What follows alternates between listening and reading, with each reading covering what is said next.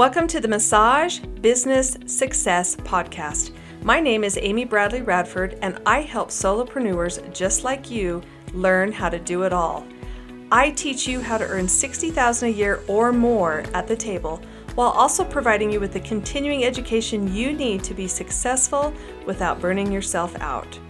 I'm a board-certified massage therapist and have been practicing massage therapy for over 30 years, and I'm a nationally approved continuing education provider for over 20 years.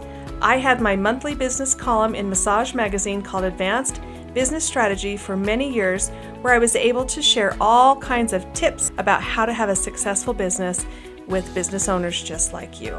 I have also developed the Pain Patterns and Solutions modality, where we learn how to apply non-inflammatory therapeutic massage techniques to create real pain relief that lasts.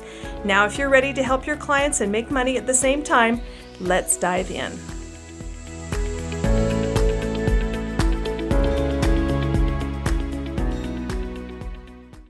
Well, welcome, my friends, to our podcast. Today, we have an interesting topic to cover. You know, while I'm a business coach and we talk about everything I call nuts and bolts, which is numbers and figures and schedules and paper and, all of those things, there's a huge side to solopreneurship or owning your own business that has a lot of emotional turmoil to it. And I am speaking from experience here. The years that I spent trying to sort out how to make my business work for me and the emotions and feelings that went along with it, the expectations of all my clients and trying to meet all of those expectations and possibly put myself on the back burner while I was doing that. There's just a lot of things that go into owning a business that are kind of hard to sort. And as you're growing and developing your skills and increasing your value, it's hard to kind of stay on top of all of the things that help your business be successful and run best for you. So one of the things I noticed for myself in business was there came a point when I was happy and relieved when people canceled. And we shouldn't feel that way because we're trying to meet certain, financial goals or different things along those lines.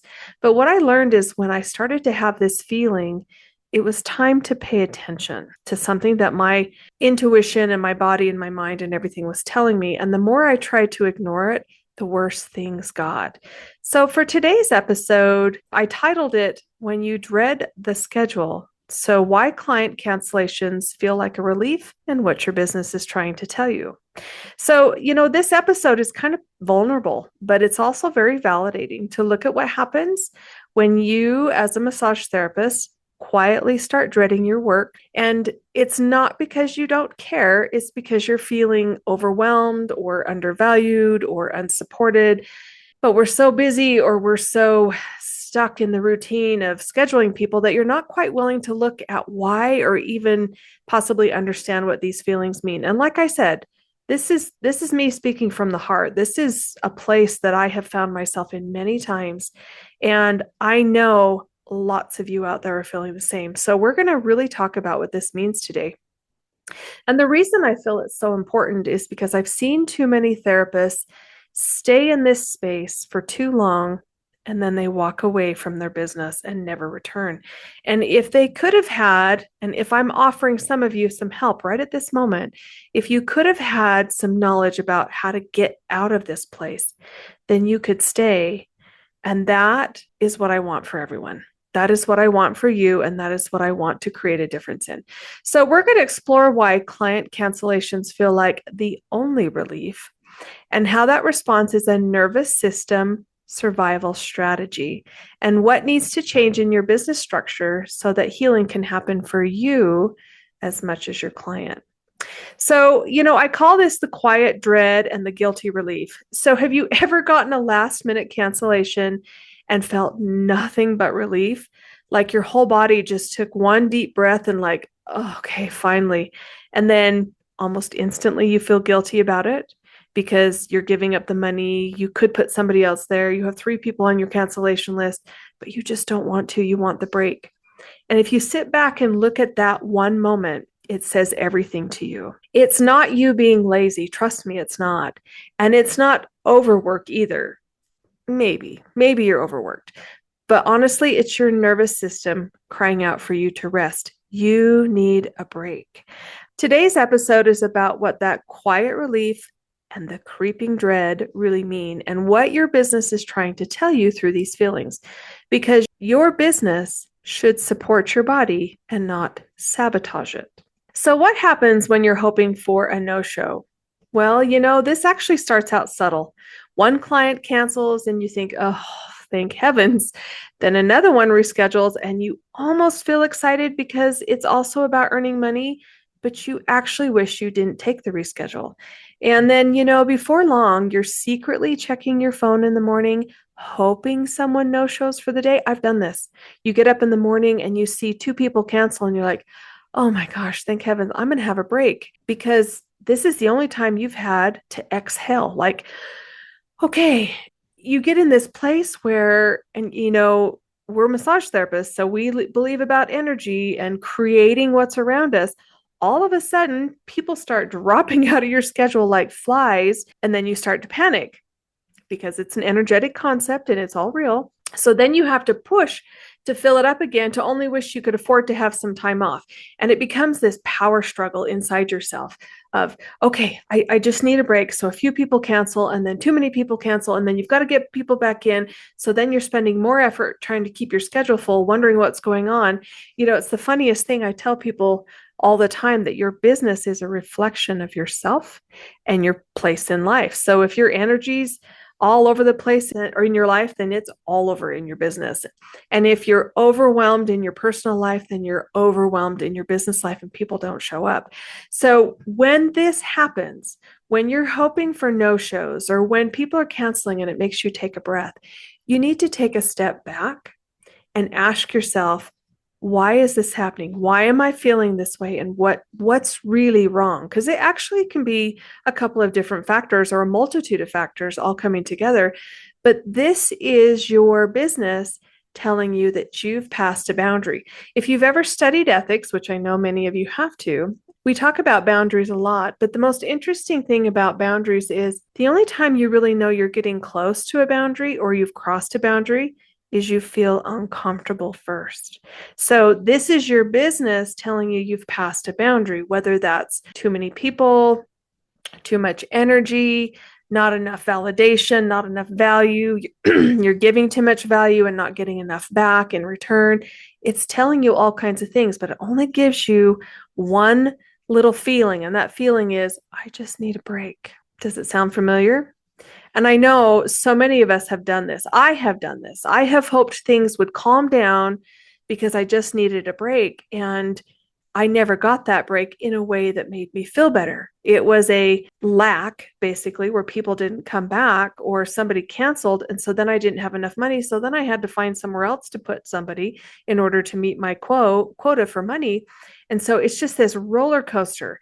And when you play this game long enough, you either figure out how to shift it or you get off that roller coaster ride, which means you close down your business. Even though you're successful, people are swarming to your door, you don't know how to manage it. And the only thing you can do is quit. I quit 3 times and went back to my business. My poor clients. I lost clients, but it took me quitting to have the space and energy to think things through, to come back with a better business model in order to help myself.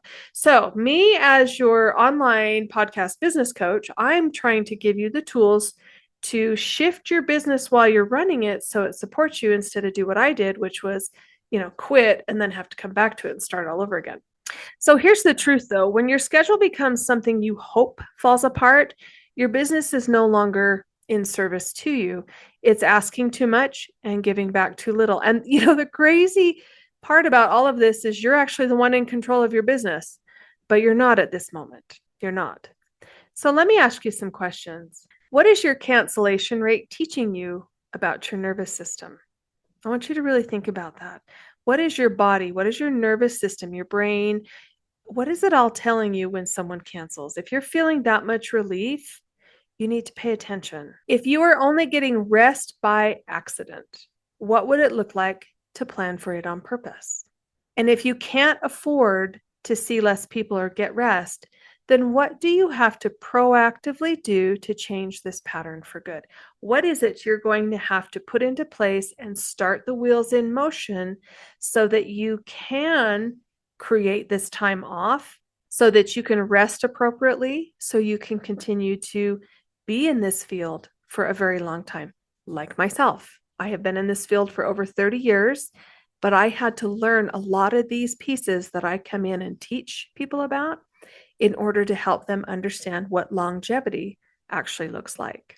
So let's talk about being overworked, undersupported, and invisible. So here's what most people don't see in about massage therapists. Massage therapists aren't just holding physical bodies. We end up holding emotions, trauma, grief, and silence. When you become a healer, when you create this space for others to heal in, there is a lot of stuff. And I know how this rolls.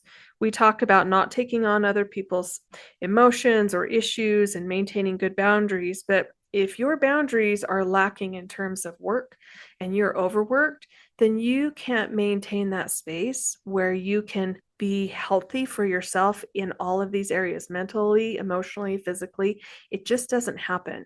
So you end up holding on to too much because you just don't have time to detox. Like, literally, you just don't have time to get rid of all of that. You don't have the correct mental state going into these sessions.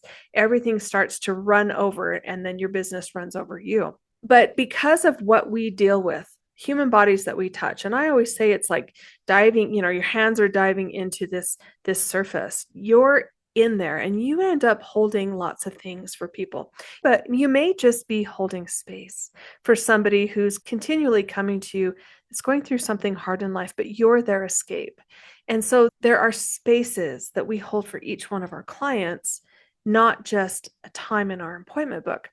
And while we're doing all of this support to our clients, we're also trying to stay on top of our business. We're folding sheets and towels and laundry, and we're responding to emails and text messages, and we're updating our website, and we're trying to stay on top of our taxes and our expenses and our bookkeeping, and we're trying to, learn the next technique, and we're trying to maintain our notes, and we're trying to disinfect our office between our clients so people stay well. And, we're trying to do all of these things outside of just holding space for our clients, the work that we do, the number of bodies we touch a week. And you have to realize that all of that compounds over time. Yes, in the beginning of your career, you can stay up on a lot of this, but as time goes on, you have to start looking at ways to support yourself to continue to offer the support to your clientele. And I'm going to tell you right now that if you're tired, it's not because you're weak. You're tired because you're wearing so many hats and you have no help, or you're acknowledging that you need help and you haven't taken the time to find yourself help because you can't find the time. And you find yourself stuck in this place where there's just no time, so much to do, and no time for you to get anything done. And this is the place that you're in, that when somebody cancels, you're relieved. So when this goes on for too long and your business starts to feel like what I call a never-ending suck, it just sucks the life out of you. Like it takes and takes and doesn't ever give back. You have to take a step back and you have to learn how to build in freedom so that it doesn't take more than you can give. And you get stuck in this place because in the long run, it's all about money. And we don't want to look at it that way, but that's the truth. We have to work a certain amount of hours in order to make a certain amount of money to cover things in our life. The place that I think a lot of massage therapists get stuck in for years is not wanting to raise their prices out of fear, but having to increase the number of people they work on out of expense. And then you get to this place where you have too many clients in order to create the income you need because you're unwilling to value yourself and move up in price. And then this is when this snowball takes over and you start to kind of destroy your business energetically in order to take care of yourself. I know that place well. And what's funny is I always ask people, so what's your backup job? And I ask this to any self-employed individual, not just massage therapists. I always say, what's your backup job? Because in the back of your mind, every self-employed person has this, if this doesn't work out, then I'll go do this job. Everything from Walmart greeter to convenience store worker. Mine's bank teller. Don't ask me why, but that's mine. But everybody has this job in the back of their mind that they know they can fall back on, but it also drives you to keep doing what you want to do. It's like this little game your brain plays. But when you get to this place where you're hoping clients cancel and everything is out of control, this is the place you start looking for a job. And it's so hard because, as a massage therapist, we make just enough money that leaving our business is not a lucrative decision to go into quote unquote a job. So we can't leave, but we want to. We want to quit, but we can't. And we spend so much time in that mental loop of, I want to quit, but I can't, that we don't actually step outside of it and then see what we can do to help ourselves. Running a business is not for the weak. It really is not, because there is like this dialogue in your brain. I mean, we're having my brain dialogue on this podcast. It's like there's this constant dialogue inside your head of stop, go, start, finish, quit. I mean, it's all of those things. I think what the best thing I can offer you as a business coach is, I was there and then I learned how to get out of that. And I learned how to be more proactive and really create and design my life the way I wanted it to be. And I learned how when those little subtle emotions started to pop up, I learned to pay really close attention to them and shift, because that was my intuition, that was my nervous system, that was my body, that was everything telling me, no, I can't do it this way. Let's find a better way to do it. And when I started listening to those little bits of inspiration or those little boundary issues inside of me, then I started to create a much more profound reality for myself inside my business, and I became profoundly happier with what I was doing. If you're looking for a job because you can't figure out how to change, but you can't leave, then this is a really great podcast for you. Some of the things that create imbalance for us that start to manifest as we're happy people aren't coming to their appointments is when you are constantly overgiving. One of the boundaries I talk about with massage therapy is your time contract with your clients. When your clients schedule an appointment with you for 60 minutes, they're scheduling an appointment for 60 minutes. It might even be like 58 minutes or 61 minutes. It's not 75 and it's not 70. And when you start to go over on your sessions, you're crossing a time boundary and you justify it in saying, well, it'll be okay. It'll be good for my client. I just need a few extra minutes to really bring this whole session together, or I talked too much in the session, which is very valid. And so I'm behind and I need to catch up and make sure that the client feels that the session was actually profound for them, or that, they got what they were paying for, or the change that they were looking for actually occurred, or their expectations were met. But if you constantly go over on your clients, then you are giving more than your time contract was set up for. And that is a boundary. And, it's crazy. And I did this myself. I would go over on a couple clients and maintain, regular time for most of my clients. But after a while, I became lazy on my time boundary, or it just became easier to give everybody the same amount of time. And so before I knew it, I was running over on everybody, which meant I, number one, wasn't charging for my time. I was giving clients something for nothing. And if you're seeing 5 or 6 people and you go 10 minutes over on all of them, that's an extra hour a day you're not being paid for. And your body feels that impact, but you may not be paying close enough attention. But your body says, wow, I worked 7 hours of massage, but only got paid for 6 of them. But your brain says, oh, it was fine because it was only 10 minutes per client.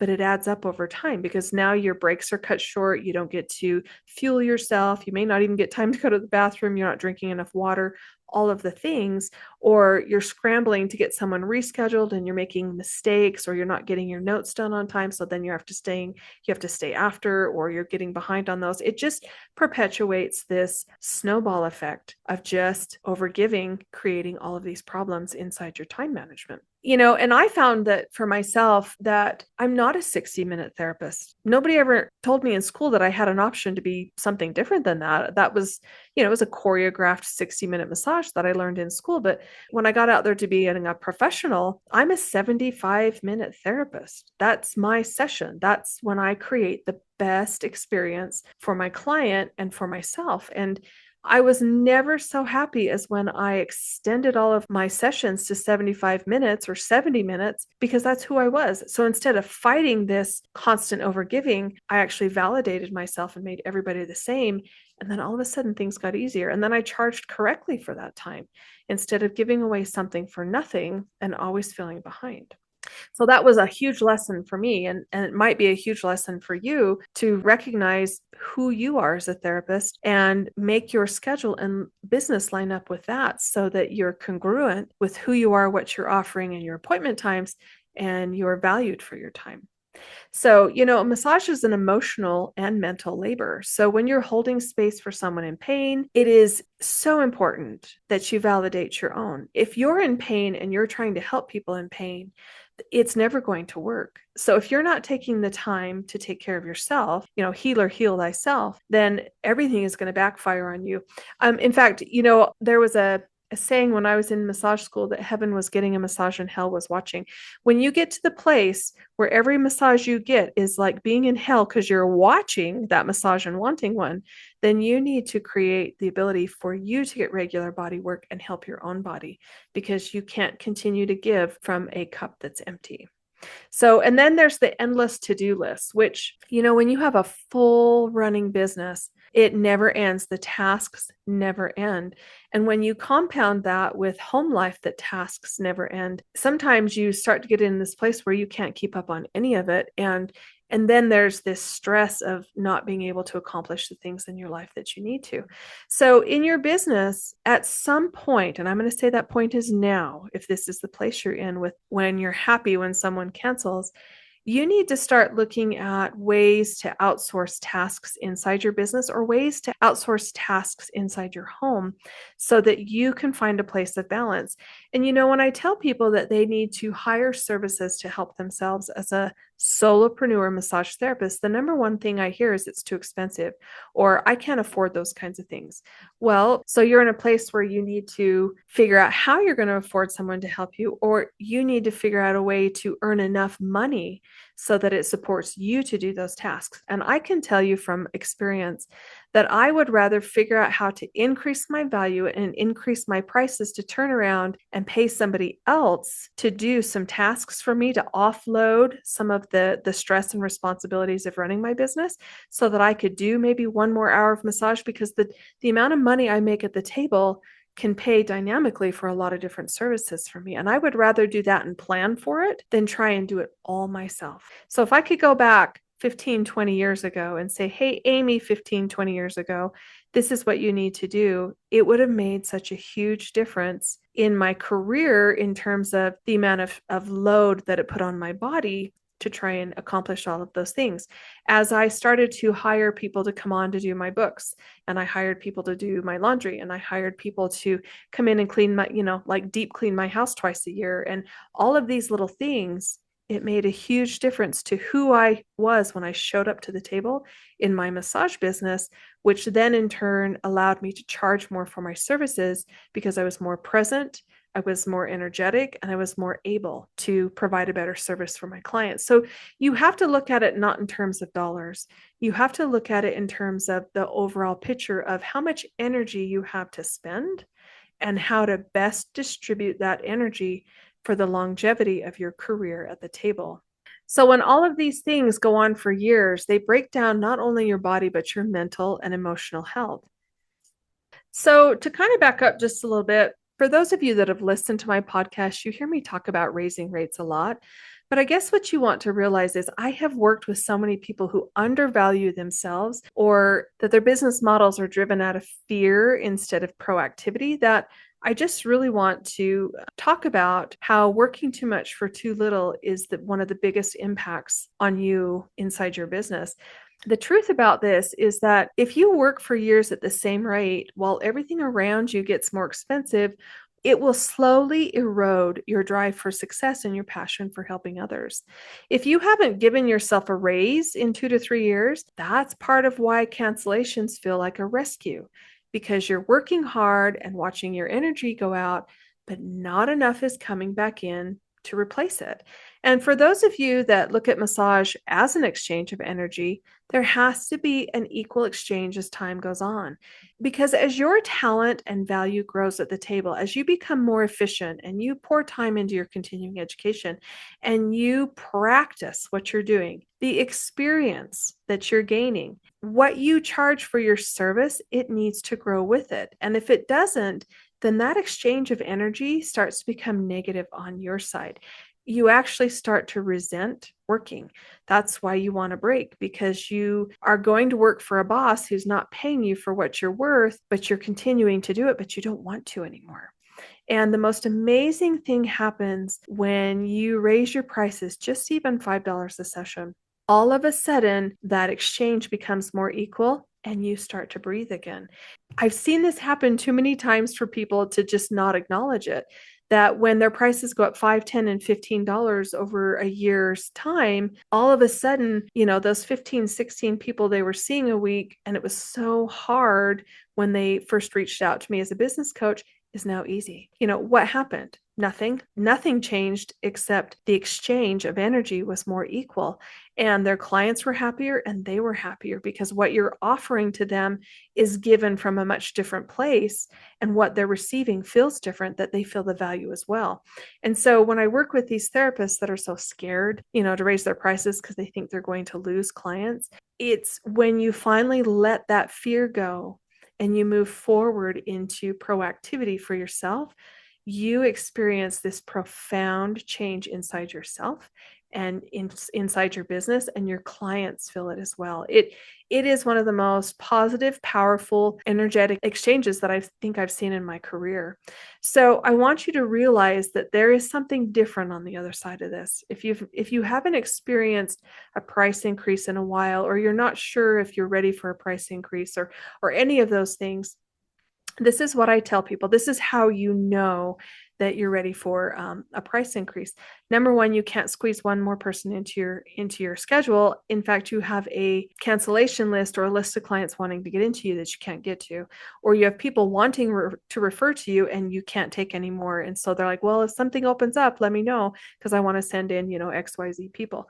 Or you're constantly getting tips. If you are getting tips from 50% of your clients or more, then it's time for you to raise your prices. And I tell people that if you're getting a consistent tip of $10 or $20 on top of your regular fee, then your clients are telling you what your real value is. If you're charging 70 and you're getting 90 or close to 90 all the time, that's where your value is. You need to create a business plan to get your clientele from 70 to 90, because you can't jump from 70 to 90. I promise you, it doesn't work. But you can go from 70 to 75 to 80 to 85 to 90 over the course of a year. And if you do it at that pace and rate, yes, you're going to lose a few clients, where you can gain those others that your other clients have been dying to get, to refer to you. You can actually roll over your clientele and keep a majority of your clients who will grow with you. Let those go that need to find something else and bring in new ones to replace. And you're not going to lose all of your clients or have to fear that you can't pay your bills because you made a change. Raising your rates is not about being greedy. It's about being in alignment. And when your pay reflects your growth, your nervous system relaxes. And then you stop gripping every appointment as survival, or every no-show as the only break that you have. I want you to ask yourself these questions. What does your current rate actually cover for your business and for yourself emotionally and physically? What does it really cover? Are you barely making it? Are you wondering how you're ever going to take a vacation? Are you barely covering your bills? Are you vacillating between full schedule and lots of cancellations because your business is a reflection of who you are emotionally and you're just overwhelmed and burned out? What is it actually covering? And then I want you to ask yourself, if you changed your prices and raised them by $5 or $10 and worked one fewer session a week, how would you feel? Or what if you raised everything by $5 or $10 and kept the same number of appointments a week? How would that feel? If it feels like heaven and panic at the same time for fear of losing clients, I want you to think about what I just said. How about work 1 hour less and make the same or even more? It's okay to lose a client or two, right? So I want you to step back because this is something I have noticed for years. I noticed it in myself. I noticed it in my coaching clients. I want you to step back from this habit, listen closely, this habit of fear, and look at what you can do for yourself and your business. Scarcity in the beginning of your business, where you were struggling for every single client that came in the door. You were trying to figure out how to get referrals. It took a while to bring, your skills, your business, starting a new business, new clients, meeting expectations. It took a little bit of finesse to get all of that rolling in the same direction. And at the same time, scarcity, because until you had a certain number of clients, you were either in the hole or working a first job to support your second job. That scarcity is common in the beginning of your business. And it's part of your mindset. It's part of what drives you. But it should no longer be part of your mindset when you are fully scheduled. If scarcity is still driving you today in a fully booked schedule, then it is what is holding you back from going forward and improving your business situation. You're so scared of losing clients or so scared of not having enough clients that you book yourself solid, if not overbook, and you don't create time for rest and you don't create time to improve your business, and then you get behind. So scarcity no longer belongs inside your business if you are in a fully booked situation. You need to take a step back and let go of that fear and then replace it with proactivity. So I want you to ask yourself, what happens when cancellations become the only form of self-care that you offer yourself? So we were never meant to use client cancellations as your only form of rest. That is not a sustainable system. Your calendar is not supposed to give you breaks by accident. You're allowed to schedule that space. You're allowed to say no, and you are allowed to rest on purpose. I used to work with a gal that did nails, and Thursdays were her day off. And she was in working a full day on Thursdays, always. And she's like, but it's my day off. But she never had a day off. It's almost like she was trying to convince herself she had a day off, but that was her flex day. And in order to get all of her clients in that week, she had to use her flex day so that she could get everybody in. And, it got to a place where she didn't want to work anymore because she was telling herself she had a day off, but she was lying to herself. So you have to make sure that when you offer yourself your day off, that you're saying no and you allow yourself to rest and you don't give it up for your clients. You don't. You have to have some healthy boundaries for yourself. So, as a business coach, one of the first things I do with most of my clients in the very beginning, after we've discussed their needs and what they want their business to do and the direction they want it to go, it just fascinates me that the number one thing that we do is we redesign their schedule around their personal life and what they truly want.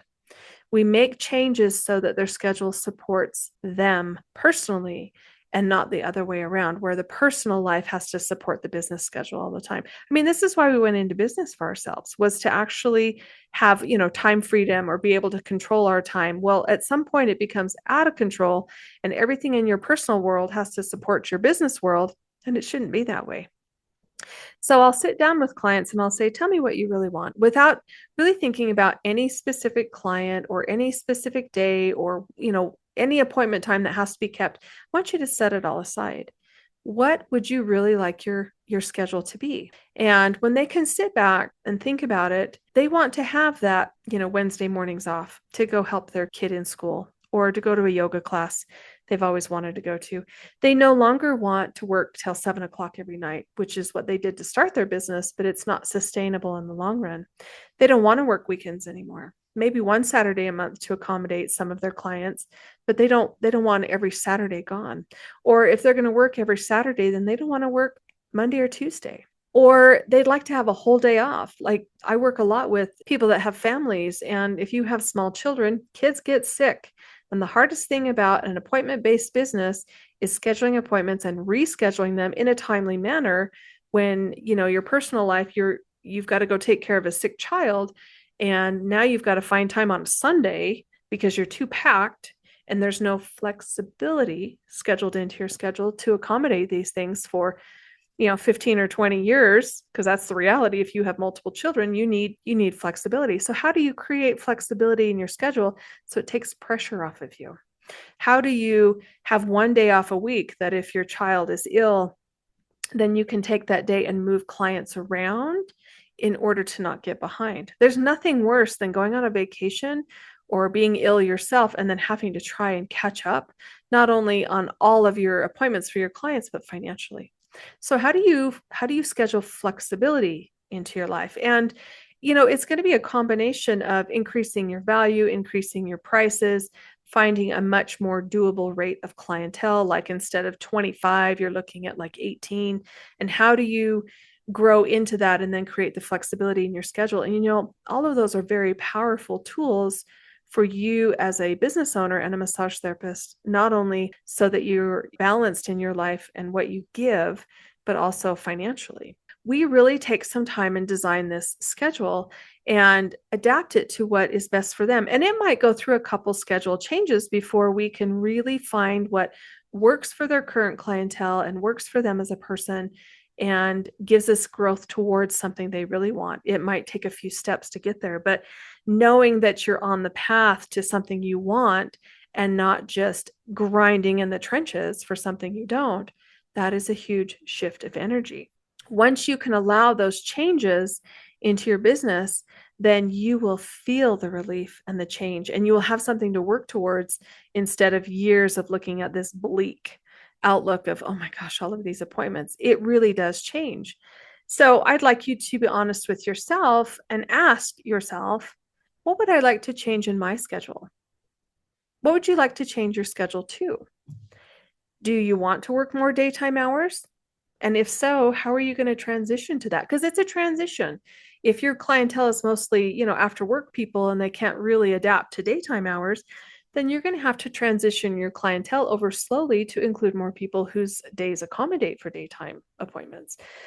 Do you want to eliminate some evenings and not work weekends at all, or maybe shift to one Saturday a month? If so, then how are we going to shift that over? If you sit down and think about all of the clients that come to see you, you can actually start breaking them into two columns of people that could come during the day that don't, and people that can't change. And you can start shifting your times up until you have more daytime hours and maybe one long evening, so that you have more of a normal life and family time, or you're not working all evenings and struggling with energy that way. Do you want to see less people in one day? I worked with one gal that she would see 10 people 3 days a week. Holy cow, like back to back. Boom. But she loved that because she got 4 days off and it worked for her. For me, my best schedule ever was 3 to 4 clients a day, 5 days a week. Because if you think about that, that's 15 to 20 clients. But for me, the constant pace works so much better than the push. So how do you want to see less people in a day? And if so, how does that look? Do you spread it out, or do you increase your prices to eliminate a few appointments? And then if you're not quite sure about all of that, then, I want you to, I call it reverse engineer your pricing. Figure out how much you need to earn, or figure out what you want to earn. I mean, there's no reason why we can't dream here. I haven't ever met a massage therapist making $250,000 a year. However, I have met massage therapists making well over 6 figures a year, but they reverse engineered their pricing. They wanted to make a certain amount. They looked at how many hours they could work, and then they figured out how much they had to make per person. And then they figured out a plan to offer the value inside a session to get paid for that. And they would raise their prices. And for some of these people, it took them a very short period of time. And for some of these people, it was a 2 to 5 year business plan, but they got there. And it is such a more proactive way of working at your business instead of letting your business run you over, that actually kind of makes it fun again. You get excited about your business because it's going somewhere and you're creating different things and you're changing and you're growing, and your clientele will grow with you, or they won't, but you will pick up the people that appreciate and understand your value, and you move forward with them. How about you want to take a day off in the middle of the week? You want to work Monday, Tuesday, Thursday, Friday. Well, how do you make that work for you? And I highly recommend that for people that need flexibility built into their schedule. So do you see 5 people 4 days a week and you have a day off in the middle? And then if you need to move people around, you can shift them? Or how about just a half a day? What if you just give yourself a half a day and that's your day for you to do the things that you want to do, or maybe you need to do? So, this all is about moving forward and bringing your dreams into reality and listening to that little nudge inside of you that says, no, we can't keep doing this, and being willing to adapt around it. If you've ever wanted to have your own business coach, listen to yourself, listen to that little tiny voice, listen to that uncomfortable feeling, and pay attention to it because it will help you structure your business as you go. Help is not a luxury. Let's go back to talking about bringing on services to help you. So, help is not a luxury. And when you're running a small business and you're not making enough money because you're not paying yourself enough, it's hard to look at paying other people for services. It's hard to not just say, "Oh, I can do it myself." I think that's what happens to small businesses. I read this book, can't remember the author's name, but it talked about boring businesses. And this woman was an investment person, and she would purchase these small businesses from, mom and pops. And it wasn't that these mom and pops weren't doing well or that they were in the red, it's that they were burnt out. And, a lot of times she would purchase these businesses from them, but turn around and hire them to run them because the person that owned the business was so worn out, they couldn't see how to make things better. And they'd maxed themselves out on capital, or they were afraid to raise prices, no different than some of us. Then she would come in and restructure the business to earn money to pay for it. And, I wonder how many of those mom and pops and small businesses thought, well, if I'd have just done that. So I look at that and I think, well, how do you create that for yourself? Instead of being stuck in a rut and stuck in your thinking and not making changes that don't support you, how do you take a step back and make those changes so that you can grow inside your business? And the number one thing I can tell you is that you need to bring on people to help you because it's an energy exchange. You need to not put you need to put as much of your energy into making money comfortably as possible and not waste your energy on tasks that you could pay someone less than what you're earning at the table to do them.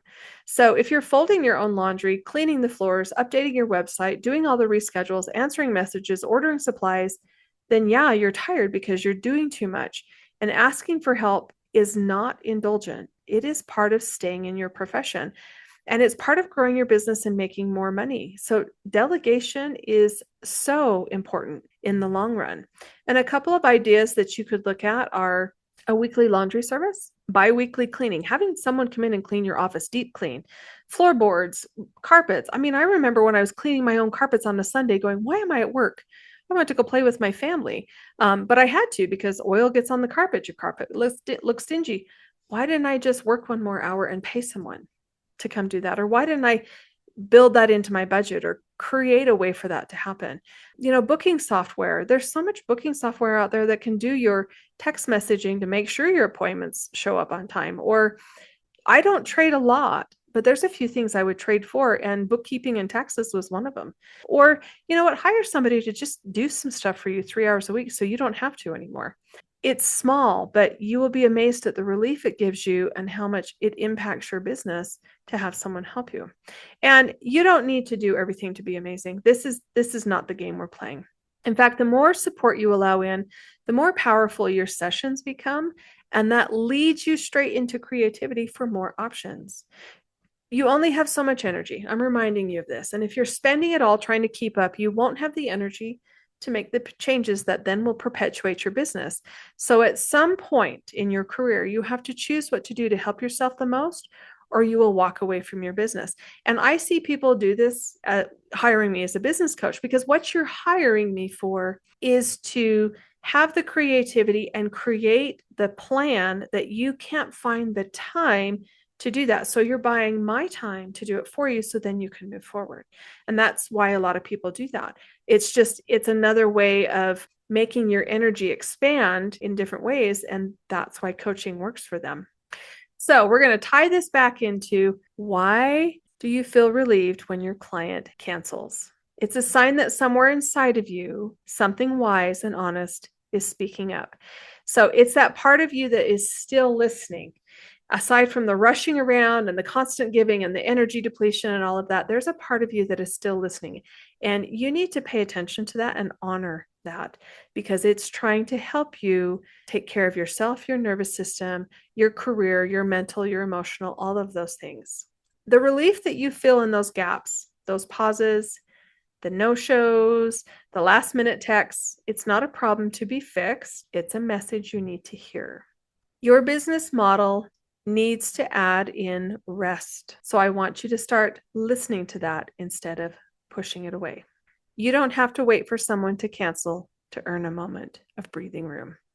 So, at the end of this podcast, because I've talked so much about coaching and I love coaching, I kind of I did fall into coaching because someone asked me to help them. And I was like, well, I don't really know that I'm a business coach, but I had a lot of wisdom inside of me and years of experience. And I have found that it's more of a calling for me. This is part of what I was meant to do. Aside from helping people and creating a healing space and being a massage therapist and, doing training on all aspects from advanced pain management to this business coaching, it is part of who I am. I enjoy it profoundly.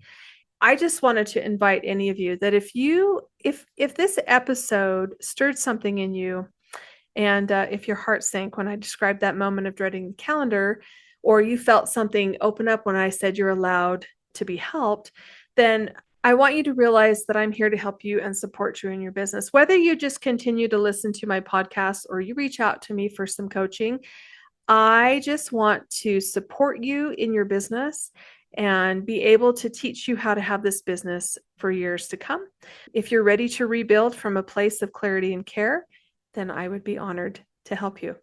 You do not have to figure this out alone. You're not behind. You're not broken. You're just ready for something better, and I'm here to guide you through that when you're ready. I hope you all have enjoyed this podcast and you identified, and for those of you that identified with it, I hope I gave you the tools to start making changes inside your own business in your life to move forward and enjoy your career for a really long time. And thank you so much for listening, and we will see you in our next podcast. Have a fabulous week.